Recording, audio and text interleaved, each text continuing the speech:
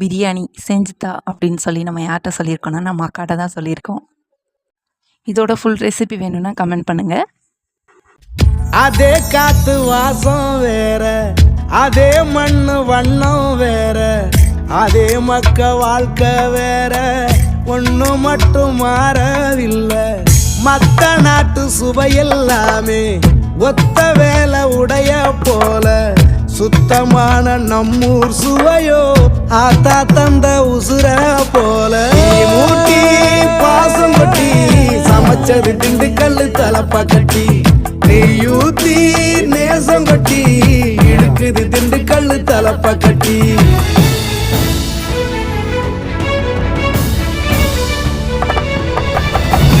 மூட்டி பாசம் கொட்டி சமைச்சது திண்டுக்கல் தலப்பா கட்டி, நெய்யூத்தி நேசம் கொட்டி